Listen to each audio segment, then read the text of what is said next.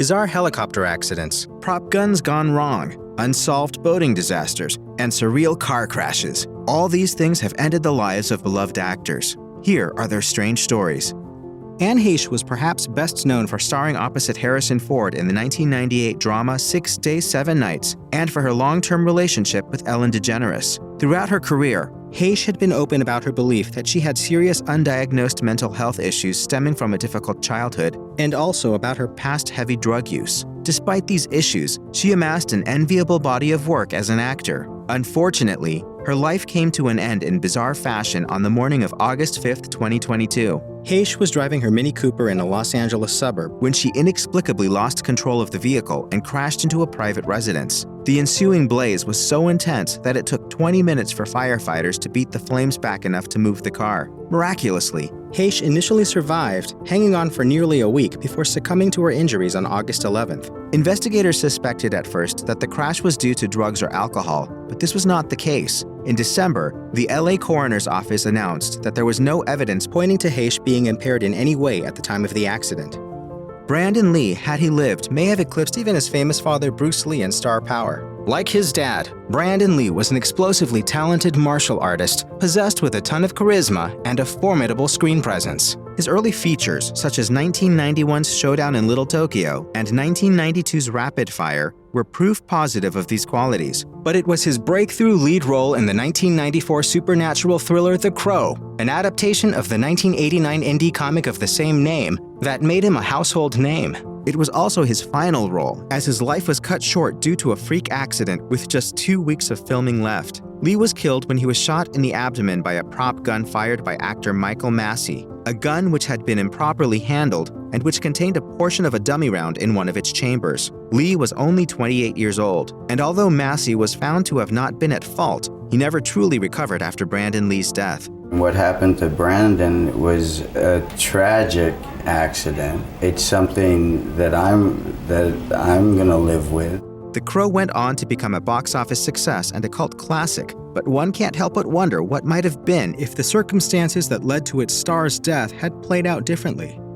Former child actor Anton Yelchin had made a name for himself with minor roles on film and television before breaking out at the age of 17 with his performance in the brutal 2006 drama Alpha Dog. Just 3 years later, he landed the role of Pavel Chekhov in J.J. Abrams' Star Trek reboot, reprising the role in that film's 2 sequels. High-profile appearances in Terminator, Salvation, and the acclaimed thriller Green Room followed. His was a star on the rise until the incident that took his life in 2016. The actor had parked his 2015 Jeep Cherokee in his driveway and was checking his mail when the vehicle slipped out of gear and rolled toward him. It slammed him into a security fence, pinning him there, where he died at the scene from asphyxiation and blunt injuries. He was just 27 years old. Unbeknownst to Yelchin, the vehicle in question was under recall at the time and had a known issue with rolling away just as Yelchin's did that day. In 2018, the automaker settled a lawsuit brought by Yelchin's parents, though the terms of the settlement were not disclosed.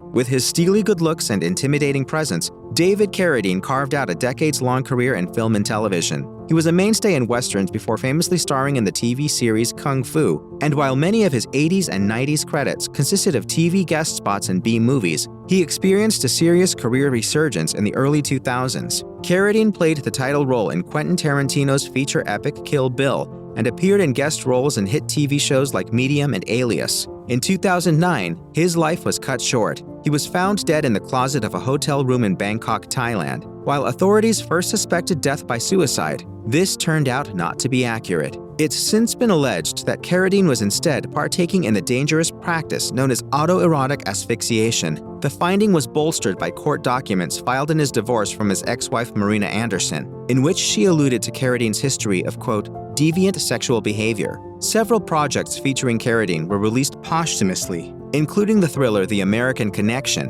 which began production in 2007 but didn't see release until 2021.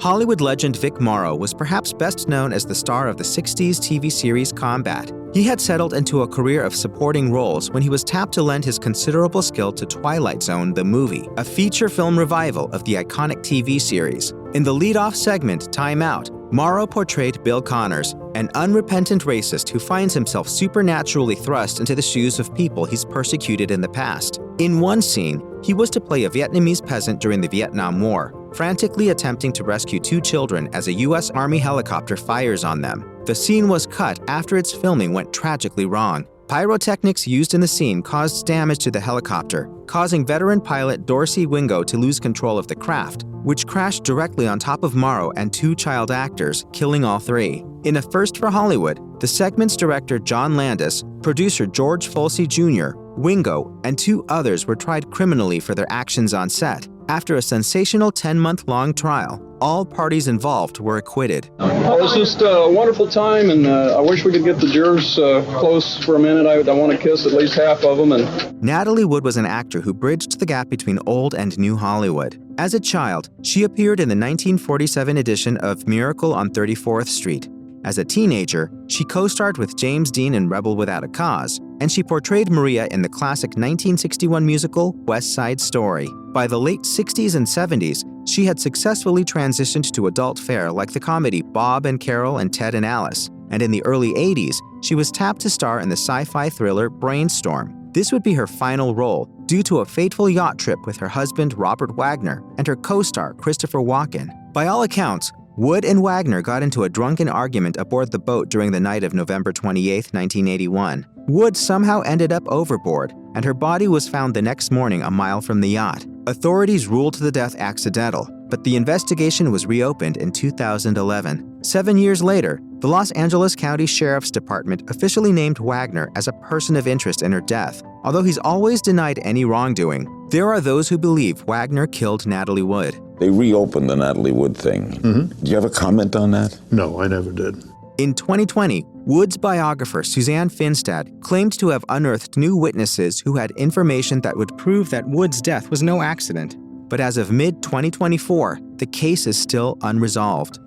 Gian-Carlo Coppola, the son of Hollywood icon Francis Ford Coppola, was just beginning to make his presence known in Hollywood. As a boy, he appeared in bit parts in his father's classics like The Godfather and Apocalypse Now, and as a young man, he popped up in a larger role in 1983's Rumblefish. He also worked as a producer on the classic 1983 coming-of-age film The Outsiders, and was working as a camera operator on Gardens of Stone in 1986, when a tragic boating mishap took place during a break from shooting. Coppola and Griffin O'Neill, the son of actor Ryan O'Neill, had been drinking and were riding in a boat that attempted to cut between 2 others. They failed to realize that the rear boat was actually being towed by the lead one. Both young men came into contact with the tow line. O'Neill survived the accident, but 22-year-old Coppola was driven into the floor of the craft and suffered fatal head injuries. But you can't make good memories on the water unless you know how to boat safely.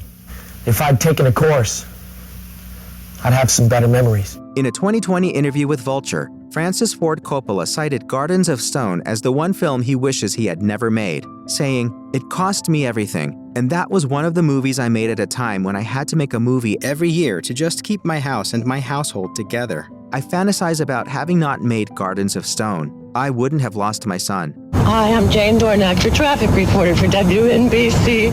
Jane Dornacker was a woman of many talents. She began her career in show business as a comedian, then briefly performed with a band called Layla and the Snakes before joining legendary Bay Area rockers The Tubes in the late 70s. In 1983, she launched her acting career, appearing in a small role in The Right Stuff, and was also known for her stints as a radio traffic reporter for KFRC San Francisco, and later for WNBC New York City. In April 1986, a helicopter she was riding in crashed into the Hackensack River, but she and her pilot managed to swim to safety. She was not as lucky in a second crash just months later. Dornacker was in the middle of her traffic report when, according to witnesses, the aircraft simply stalled out and plummeted into the Hudson River. Emergency responders were on the scene within minutes, but Dornacker was unresponsive when pulled from the water, and she was later pronounced dead at a local hospital.